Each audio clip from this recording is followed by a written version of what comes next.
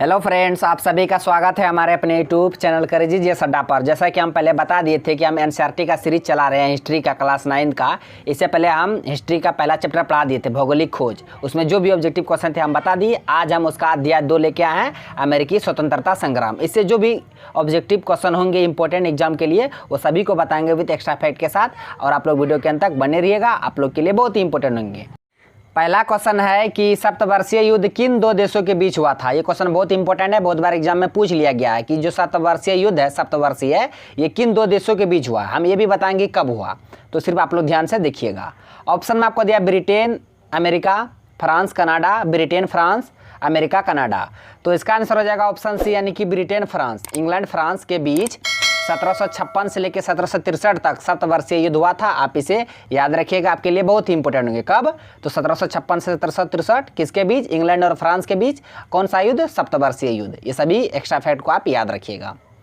Next question है कि storm act किस वर्ष पारित हुआ था। स्टॉर्म एक्ट आपको बताना है कि किस वर्ष पारित हुआ था। इसके साथ साथ आपको ये भी बताना है उस समय तत्कालिक प्रधानमंत्री कौन थे इंग्लैंड के।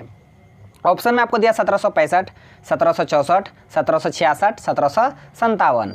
तो इसका आंसर हो जाएगा ऑप्शन ए, यानी कि 1765। 1765 को स्टॉर्म एक्ट पारित हुआ था। आप इसे याद रखिएगा। उस समय इंग्लैंड के तत्कालिक प्रधानमंत्री थे ग्रेनविले। आप इसे याद भी रखिएगा। इस क्वेश्चन इस तरह से भी पूछता है कि स्टॉर्म एक्ट पारित जब हुआ था उस समय इंग्लैंड के प्रधानमंत्री कौन थे? ग्रेनविले। कब पारित हुए थे? 1765 में। कौन सा एक्ट? Storm act. ये सभी क्वेश्चन को आप याद रखिएगा। नेक्स्ट क्वेश्चन है कि कॉमन सेंस की रचना किसने की थी। ये कुछ मतलब ये पत्रिका पुस्तक है, बहुत बार एग्जाम में पूछ लिया गया है कि कॉमन सेंस जो रचना है ये रचना किसका है। ऑप्शन आपको दिया जेफरसन, टॉमस पेन, वाशिंगटन, लफायते। तो इसका आंसर हो जाएगा ऑप्शन बी, यानी कि टॉमस पेन ने कॉमन सेंस की रचना की थी। आप इसे याद रखिएगा। टॉमस पेन का एक बहुत ही महत्वपूर्ण रचना है rights of man. Rights of man और कॉमन सेंस, ये दोनों रचना किसका है? टॉमस पेन का। आप इसे याद रखिएगा, आपके लिए बहुत ही इंपॉर्टेंट होंगे। नेक्स्ट क्वेश्चन है कि विश्व में प्रथम लिखित संविधान किस देश में लागू हुआ। ऑप्शन में आपको दिया इंग्लैंड, फ्रांस, अमेरिका, स्पेन। तो इसका आंसर बता दें, ऑप्शन सी हो जाएगा अमेरिका। अमेरिका में वर्ल्ड में सबसे पहले लिखित संविधान लागू हुआ था, प्रथम लिखित संविधान अमेरिका में। अब क्वेश्चन ये भी पूछेगा कि सबसे बड़ा लिखित संविधान किस देश का है। वो भारत का है। अपना भारत का सबसे बड़ा लिखित संविधान है पूरे वर्ल्ड में, लेकिन सबसे पहला लिखित संविधान अमेरिका का था, सबसे बड़ा भारत का। ये दोनों बातों को याद रखिएगा। नेक्स्ट क्वेश्चन है कि अमेरिकी संविधान कब लागू हुआ। ऑप्शन में आपको दिया 1787, 1789, 1791, 1793। तो इसका आंसर हो जाएगा ऑप्शन बी, यानी कि 1789 को अमेरिकी संविधान लागू हुआ। अब क्वेश्चन ये भी पूछेगा कि बनकर कब तैयार हुआ? 1787 में। लागू कब हुआ? 1789 में, 2 साल बाद। आप इसे याद रखिएगा। और अमेरिका जो आज़ाद हुआ था 4 जुलाई 1776 को, इसलिए 4 जुलाई को अमेरिका स्वतंत्रता दिवस मनाया जाता है। आप इसे याद रखिएगा, आपके लिए ये भी बहुत ही इंपॉर्टेंट है। नेक्स्ट क्वेश्चन है कि किस संधि के द्वारा अमेरिकी स्वतंत्रता संग्राम को मान्यता मिली। यानी किस संधि के द्वारा अमेरिकी स्वतंत्रता संग्राम की समाप्ति हुई, आपको ये बताना है, उसको मान्यता मिली।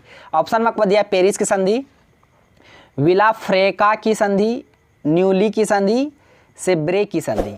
तो इसका आंसर हो जाएगा ऑप्शन ए, यानी कि पेरिस की संधि जो हुआ था 1783 में। आप डेट को भी याद रखिएगा। पेरिस की संधि कब हुआ?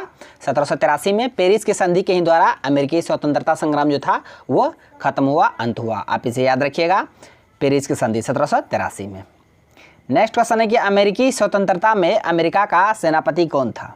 जो अमेरिकी स्वतंत्रता संग्राम हुआ था फ्रेंड्स, उस समय अमेरिका का सेनापति कौन था। ऑप्शन में आपको दिया ग्रेनविले, जेफरसन, लफायते, वाशिंगटन। तो इसका आंसर ऑप्शन डी हो जाएगा वाशिंगटन। अमेरिका के सेनापति कौन था? वाशिंगटन। आप इसे याद रखिएगा। तो हम फ्रेंड्स वीडियो के लास्ट में हम रिकॉल एक बार करा देंगे ताकि आप लोग को यहीं पे याद हो जाए। जितने भी क्वेश्चन है अमेरिकी स्वतंत्रता संग्राम में, इस चैप्टर में जितने भी आए क्वेश्चन है हम सबको करा देंगे, चाहे वो 1 लाइनर हो या ऑब्जेक्टिव हो, सभी को कराएंगे। सिर्फ आप लोग वीडियो के अंत तक बने रहिएगा, आपके लिए बहुत ही इंपॉर्टेंट होंगे। नेक्स्ट है कि अमेरिका के प्रथम राष्ट्रपति कौन थे। जब आज़ाद हुआ था अमेरिका उस समय प्रथम राष्ट्रपति कौन था अमेरिका का। ऑप्शन में आपको दिया George Washington, Abraham Lincoln, Roosevelt, Al Gore. तो इसका आंसर ऑप्शन ए हो जाएगा, यानी जॉर्ज वाशिंगटन, जो कि अमेरिकी स्वतंत्रता संग्राम के सेनापति भी रह चुके थे अमेरिका के। वही बाद में अमेरिका के प्रथम राष्ट्रपति भी बने थे। कौन? George Washington. आप इसे याद रखिएगा, आपके लिए बहुत ही इंपॉर्टेंट है। चलते हैं अब अगले क्वेश्चन की ओर। क्वेश्चन है कि अमेरिका की राजधानी कहाँ है। ऑप्शन में आपको दिया न्यूयॉर्क, कैलिफोर्निया, वाशिंगटन डीसी, कोई नहीं, यानी कि इनमें से कोई नहीं।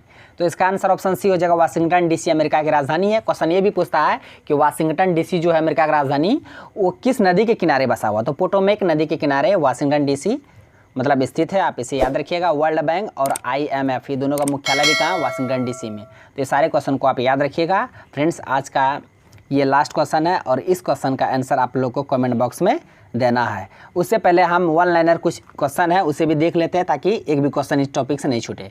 क्वेश्चन पूछेगा कि लेसेज फेयर का सिद्धांत किसने दिया था, तो लेसेज फेयर का सिद्धांत एडम स्मिथ ने दिया था। आप इसे याद रखिएगा। नेक्स्ट क्वेश्चन है कि शक्ति के पृथक्करण के सिद्धांत किसने दिया था, तो ये मॉन्टेस्क्यू ने दिया था शक्ति के पृथक्करण के सिद्धांत, और लेसेज फेयर का सिद्धांत एडम स्मिथ। दोनों बातों को याद रखिएगा। नेक्स्ट क्वेश्चन है कि सेनापति लाफायते किस देश का रहने वाला था, तो ये फ्रांस का रहने वाला था। ये क्वेश्चन बहुत बार पूछा है कि जो लाफायते है सेनापति, ये किस देश का रहने वाला था, फ्रांस का था। आप इसे याद रखिएगा। उसके बाद धर्मनिरपेक्ष राज्य की स्थापना सर्वप्रथम कहाँ हुई थी, तो अमेरिका में हुई थी धर्मनिरपेक्ष राज्य की स्थापना सबसे पहले। नेक्स्ट क्वेश्चन है कि अमेरिका में अंग्रेजों के कितने उपनिवेश थे, तो हम बता दें अमेरिका में अंग्रेजों के कुल 13 उपनिवेश थे।